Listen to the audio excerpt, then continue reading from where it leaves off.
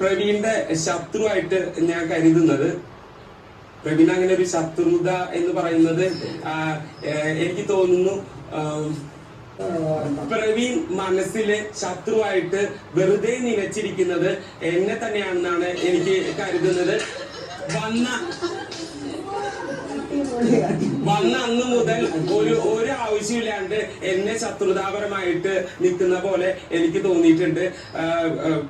എന്തിനു വേണ്ടിയിട്ടാണ് അങ്ങനെ ചെയ്യുന്നത് എന്ന് എനിക്കറിയില്ല. ഒരാവശ്യമില്ലാണ്ട് ഒരാളെ എതിർപക്ഷത്ത് നിൽക്കുന്ന പോലെ എനിക്ക് തോന്നിയിട്ടുണ്ട്. അപ്പൊ എന്നെയാണ് എതിർപക്ഷത്ത് നിർത്തുന്നത് എന്ന് എനിക്ക് തോന്നിയിട്ടുണ്ട്. പിന്നെ ഇതിലൊരു സ്ട്രാറ്റജിയും കൂടി ഉണ്ട്. കുറച്ച് നല്ല കണ്ടസ്റ്റന്റുകളെ പിടിച്ചിട്ടുണ്ടെങ്കിൽ ഞാൻ അവർക്ക് എതിരെ നിൽക്കുന്നു എന്ന രീതിയിലുള്ള കാര്യങ്ങൾ പുറത്തേക്ക് പോകാൻ വേണ്ടിയിട്ടാണ് ഇങ്ങനെ ചെയ്യുന്നത് എന്ന് എനിക്ക് തോന്നുന്നു. ഞാനാണ് പ്രവീണിനെ ഈ വീട്ടിലോട്ട് ബിഗ് ബോസ് പറഞ്ഞപ്പോ വെൽക്കം ചെയ്തത്. അന്ന് മുതൽ എന്നെ കുറിച്ച് മറ്റുള്ളവരുടെ ചെവിട്ടിൽ പോയിട്ട് പ്രവീൺ ഒരിക്കലും സ്ട്രെയിറ്റ് ആയിട്ട് പറയാനുള്ള ധൈര്യമില്ല. എപ്പോഴും ഇങ്ങനെ ചെവിട്ടിൽ പോയിട്ട്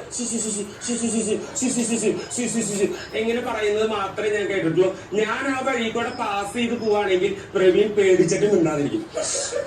മിണ്ടല്ലേ എന്നിട്ട് കുറച്ച് പോയിട്ട് അപ്പൊ കുറച്ച് ദൂരത്തേക്ക് പോയിട്ട് വീണ്ടും അപ്പൊ എനിക്ക് കേൾക്കാൻ വളരെ അനീഷ് എന്ന് പറയുന്നത് കേൾക്കാം. അപ്പൊ എന്തെങ്കിലും പറയാനുണ്ടെങ്കിൽ വളരെ സ്ട്രെയിറ്റ് ആയിട്ട് പറഞ്ഞോളൂ. I have no issue. അപ്പൊ ഞാൻ പ്രവീണിന്റെ ഒരു എതിരാളി അല്ല എന്ന് തന്നെ മനസ്സിൽ കരുതിക്കോളൂ. എന്നോട് കൂടുതൽ അടുക്കാനായിട്ട് ശ്രമിച്ചോളൂ. No issue. ഇത്